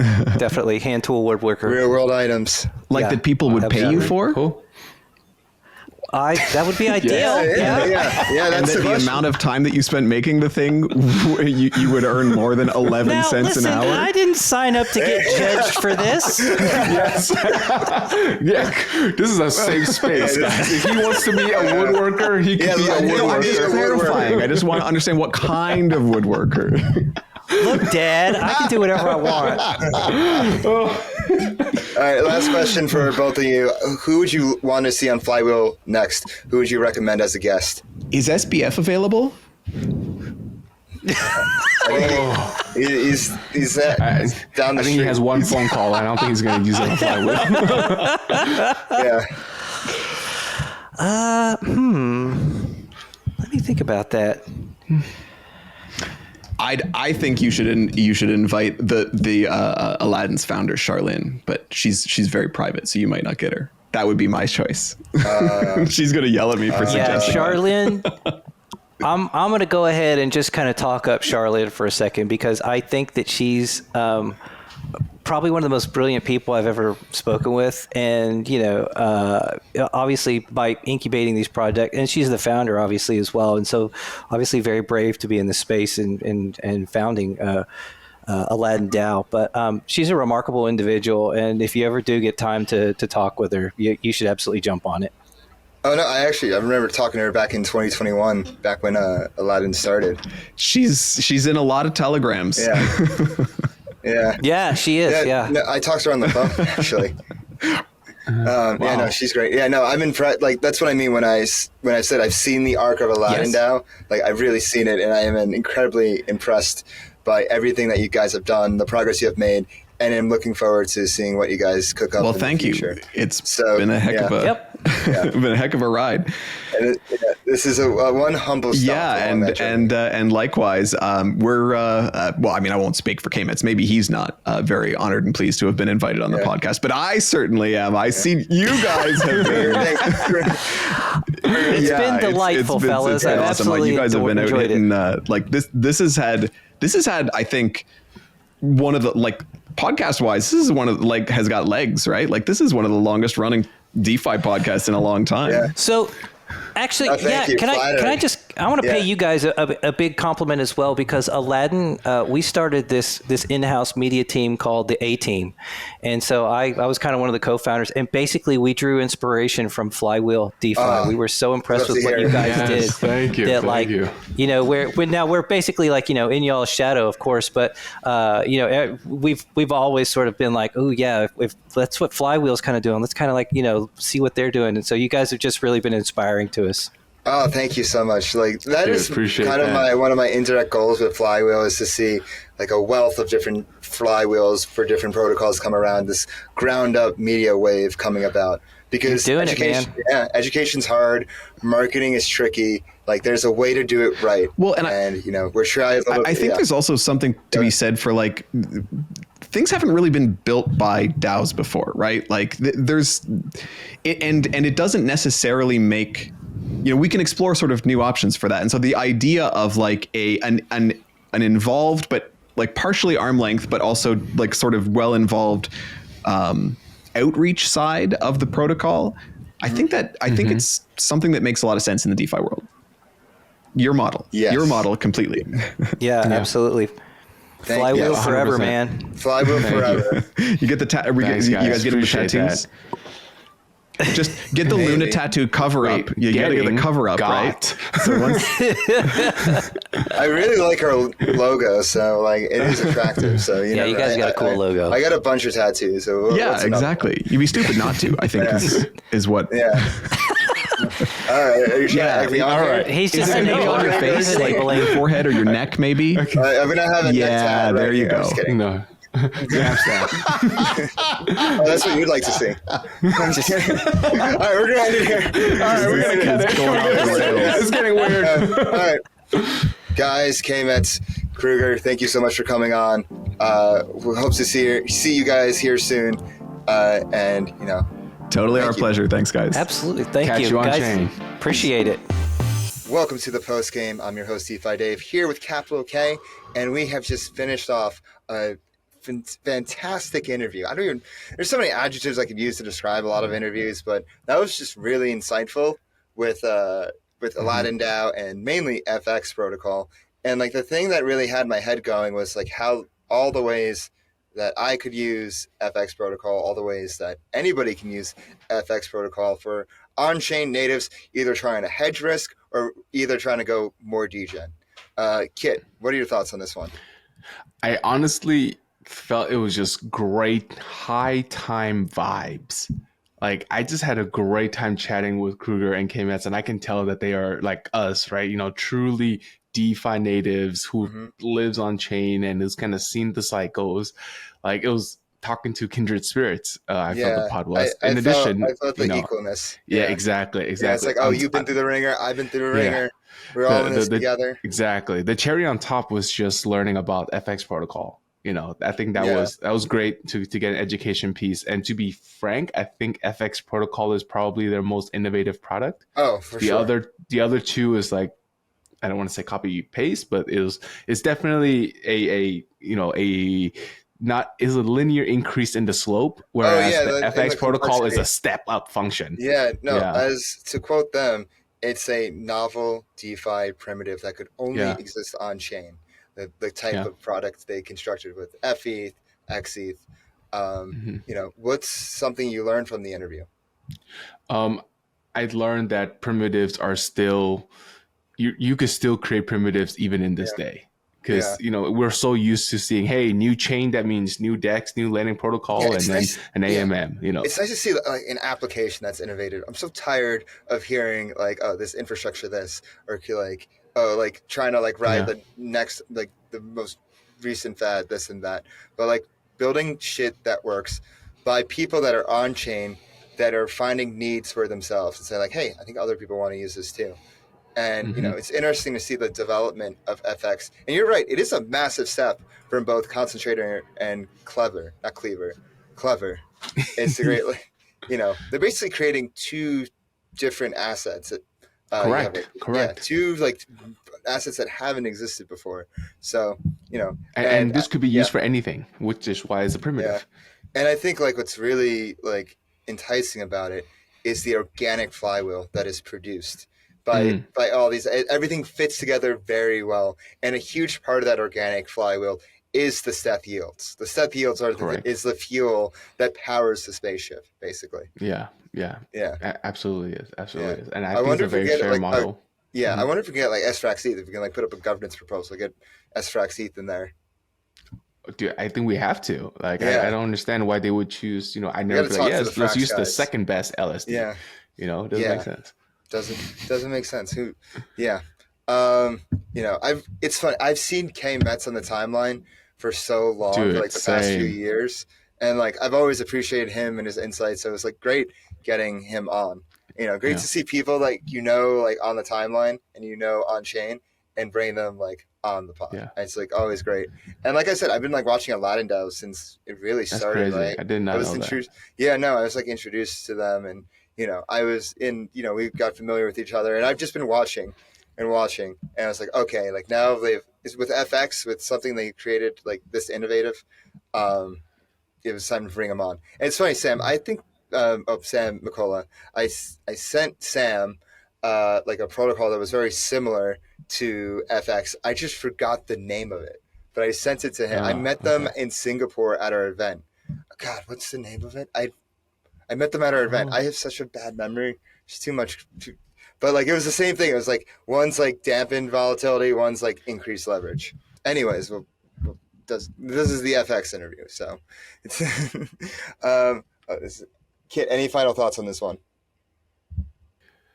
I think I'm excited to see the adoption. To be honest, primitives are great, but it means jack if nobody adopts it. And I want to see the execution on this part. The innovation is done. Now let's see the execution, Mm-hmm. Exactly. Like if a tree falls in a forest, if a primitive is created and no one uses it, is it really on chain? Is it really on chain? Does it really exist? And on that note, thank you everyone for watching this rendition of Flywheel. We're here every week, bringing you the latest DeFi alpha, Frax alpha, and everything in between. And to keep up with everything Flywheel, please go subscribe to our website and newsletter below at flywheeldefi.com. Do that right now. Never miss a beat. Make sure you subscribe. Hit that bell button right now on YouTube. Leave us a comment. Let us know what you think. Give us a like as well. And you can follow Flywheel DeFi on Twitter, Telegram, TikTok, all these platforms. Go follow us right now. And for exclusive interview notes, please access the key. Get it on FriendTech. We are on FriendTech, delivering even more alpha on there that can only be accessed with the proper key. So please join our FriendTech. And if you want to follow me on Twitter, you can follow me at DeFiDave22. You can follow me at 0xcapital_K. And we'll see you next week. Peace. What? How did that happen? Everything said on this episode is not financial or tax advice. This channel is strictly for educational purposes and is not an investment advice or solicitation to buy or sell any assets or to make any financial decisions. This video is not tax advice whatsoever. Please talk to your accountant and do your own research.